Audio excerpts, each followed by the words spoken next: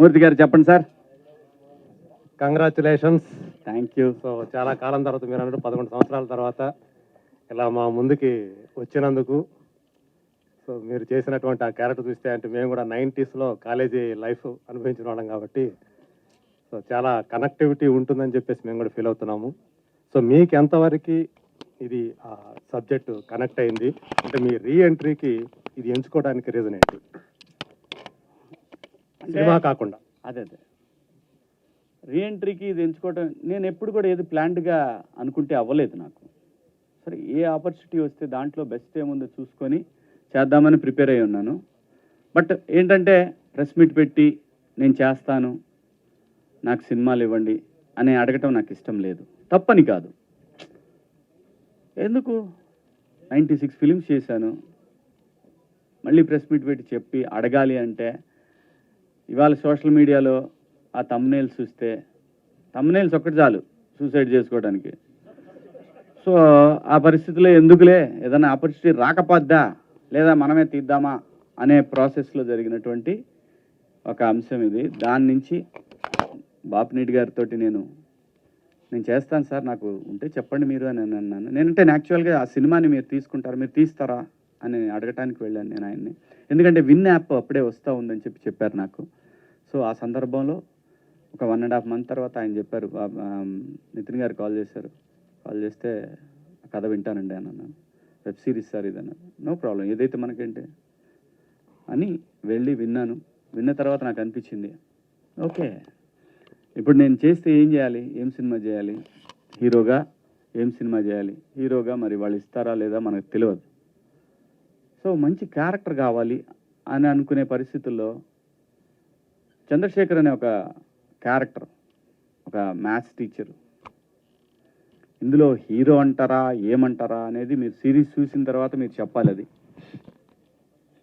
నేనైతే Chandrasekhar family middle class అనేది ఆ క్యారెక్టర్లో ఉంది, కానీ మిడిల్ క్లాసే హీరో ఈ సినిమాకి, ఈ సిరీస్కి. ఒక మిడిల్ క్లాస్ లైఫ్ అనేది ఒక హీరో.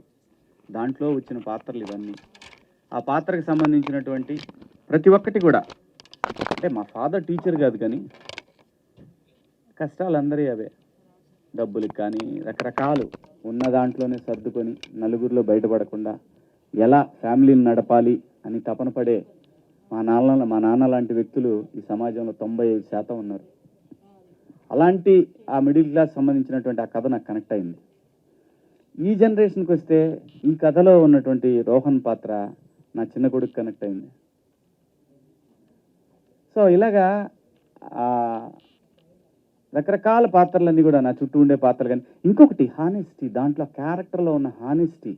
చంద్రశేఖర్ ఏదైతే నేను ప్రశ్నిస్తానో నిజాన్ని మాట్లాడటానికి భయపడను ఎవడికి, అలాంటి ఒక మాస్టారు ఇవాళ ఉన్న ఒక ప్రైవేట్ స్కూల్స్ యుగంలో ఒక మాస్టారు ధైర్యంగా పోయి, నేను గవర్నమెంట్ టీచర్ని అయ్యుండి ఒక ప్రైవేటు స్కూల్లో నా బిడ్డలు చేర్చినందుకు సిగ్గుపడుతున్నానని చెప్పటానికి కూడా సిగ్గుపడని ఒక క్యారెక్టర్, ఆ యాజమాన్యాన్ని ప్రశ్నించి వాళ్ళని మాట్లాడకుండా చేసే ఒక క్యారెక్టర్, ఒక నిజాయితీ, ఆ క్యారెక్టర్లో నిజాయితీ, ఆ చంద్రశేఖర్ గారి క్యారెక్టర్లో ఉన్న ఒక నిజాయితీ, ఇవన్నీ కూడా. అలాగే వాసుకి గారి క్యారెక్టర్లో కూడా ఆ పిల్లల్ని ఆ కష్టం తెలిసే విధంగా పెంచే ఒక ఇది.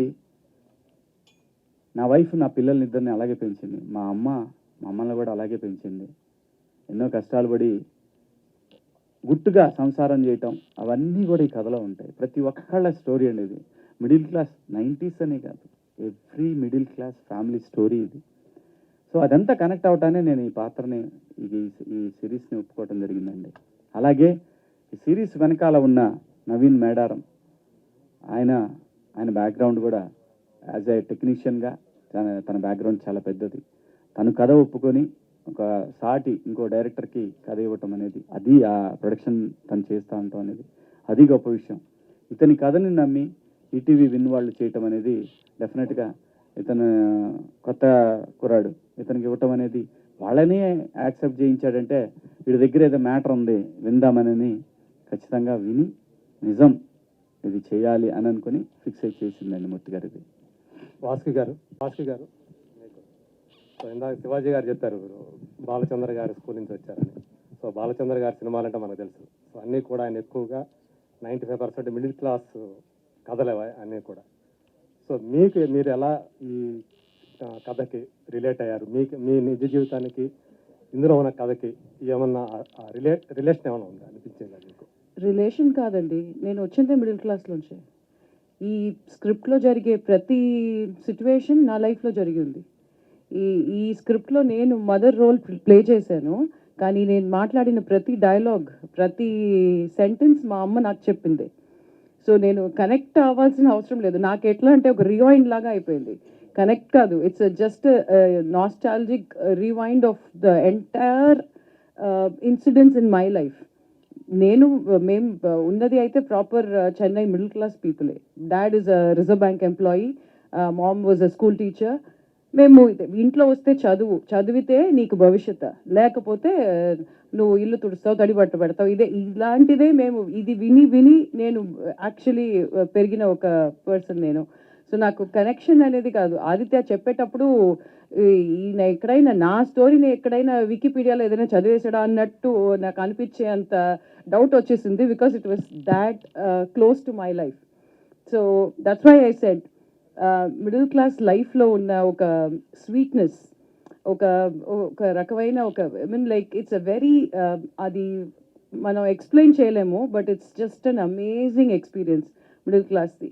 ఎందుకంటే డబ్బులు లేనప్పుడు కూడా హ్యాపీగా ఉండడం అనేది ఆ లైఫ్లో ఉంటుంది. వైఫై వద్దు, ఫోన్ వద్దు, టీవీ వద్దు, ఏది లేకపోయినా కూడా అప్పుడు ఆ టైంలో ఫైట్స్ జరుగుతాయి, కానీ next day that fight becomes a joke. So that sweetness is only there with middle class. So I miss it. Actually, I miss it. So I felt so connected. అది ఒక మెయిన్ రీజన్ నేను ఇది చేయడానికి, నాకు నచ్చి నేను చేసిన ఒక స్క్రిప్ట్ ఇది. So and Aditya's detailing is amazing. Shivaji గారు, అంటే గతంలో మీరు కొద్దిగా పొలిటికల్గా కానీ అన్ని రకాలు బాగానే ఉండేవారు, చేసేవారు, అంటే మీ వాయిస్ కూడా బాగా వినిపించేవారు. అలాంటిది ఎందుకు సైలెంట్ అయిపోయారు? అంటే మీకు ఒక ఫ్యాన్ బేస్, అంటే మీరు మాట్లాడేది కూడా సొసైటీ పరంగా మాట్లాడేవారు, ఆ విషయాలపైన కూడా చాలామంది అభిమానులు కానీ ఉండేవారు కదా. అలాంటి శివాజీ ఇప్పుడు పాలిటిక్స్ నుంచి ఎందుకు డైవర్ట్ అయిపోతున్నాడు? అదే నేను చెప్తున్నాను. ఇక్కడ ఏమైపోద్దంటే ఎవరు కూడా నేను పాలిటిక్స్లో ఉన్నానా, ప్రజల గురించి మాట్లాడుతున్నానా, పాలిటిక్స్లో ఉంటే చుట్టూ ఉన్న పార్టీల్లో ఏదో ఒక పార్టీలని తిడుతూ, రాజకీయ అవతల పార్టీని తిడుతూ ఉండాలి. నేను ప్రజల గురించి, ప్రజల సమస్యల గురించే మాట్లాడాను మొదటి నుంచి. ఎస్, నేను బీజేపీలో జాయిన్ అయిన మాట వాస్తవం. ఆ తర్వాత వాళ్ళ ప్రామిస్ని ఎప్పుడైతే పక్క పెట్టేశారో ఆ తర్వాత బయటకు వచ్చి నేనే రాజకీయ పార్టీలో లేను. ప్రజల సమస్యల గురించి, ప్రజల అవసరాలు, ముఖ్యంగా యూత్కి సంబంధించి నేను ప్రత్యేక హోదా అనే అంశాన్ని నేను తీసుకున్నాను. దానికి లీడర్షిప్ చాలా అవసరం. లీడర్స్ కరెక్ట్గా ఉంటే, నిజంగా సింపుల్గా చెప్పాలంటే ఈ రోజున మనకి రావాల్సినటువంటి ఏదైతే ఇన్ఫ్రాస్ట్రక్చర్ ఉందో అది మొత్తం, ఆ సొమ్మంతా ఈ తరానికి చెందాల్సినటువంటి ఇన్ఫ్రాస్ట్రక్చర్ ఏదైతే ఉందో అది ఎనీథింగ్ ఇన్ఫ్రాస్ట్రక్చర్ అంటే వాటర్ కావచ్చు, అంటే క్లీన్ వాటర్ కావచ్చు, హెల్త్ కేర్ కావచ్చు, లేదు రోడ్స్ కావచ్చు, మనకు రావాల్సిన క్లీన్ పవర్ కావచ్చు, ఎవ్రీథింగ్ ప్రజలకు సంబంధించిన ఏదైతే ఇన్ఫ్రాస్ట్రక్చర్ ఆస్తి మొత్తం కూడా రాజకీయ నాయకుల జేబుల్లోకి వెళ్తూ ఉంది. ప్రజల్లో ప్రశ్నించే తత్వం కోల్పోయింది. క్యాస్ట్ ఫీలింగ్స్, అవసరమైతే రాముడు, దేవుడు, లేదంటే అల్లా, లేదంటే జీసస్, ఇలాంటి వాటికి రకరకాలుగా ప్రజల్ని రెచ్చగొట్టే ధోరణిలో తయారైన తర్వాత ఎంతకాలం పోరాడగలడండి ఒక మనిషి? వాడికి ఒక ఫ్యామిలీ ఉంటుంది. 10 సంవత్సరాల పాటు ప్రయత్నం చేశాను. అలాని ఇప్పుడు వదిలేశాను కాదు, నెవర్. ప్రజల గొంతుకగా మాత్రం ఎప్పుడు ఉంటాడు శివాజీ. కానీ నా ప్రొఫెషన్ మాత్రం నన్ను నటుడిగా నిలబెట్టి నా గొంతుక 10 మందికి తెలియటానికి కారణమైన సినిమా మాత్రం ఇక నుంచి చేయాలని ఫిక్స్ అయ్యాను. సో ఆ సందర్భంలోనే బిగ్ బాస్ వస్తే ఒప్పుకున్నాను, ఈ వెబ్ సిరీస్ చేశాను, ఇంకో సినిమా కూడా ఒప్పుకున్నాను. వాళ్ళు డబ్బులు వేసినా చూద్దాంలేని ఆగా.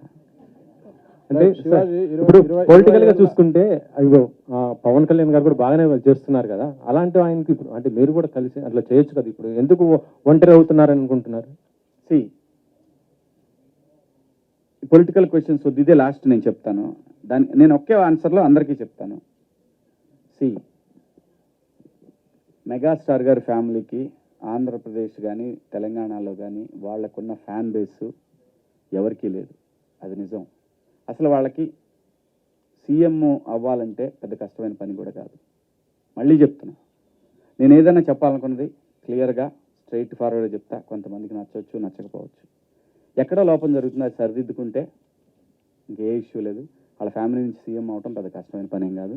పాలిటిక్స్ క్వశ్చన్స్ దయచేసి ఇక్కడ వద్దు. ఓన్లీ నేను సపరేట్గా పెడతా, అప్పుడు వేసుకోండి గట్టిగా.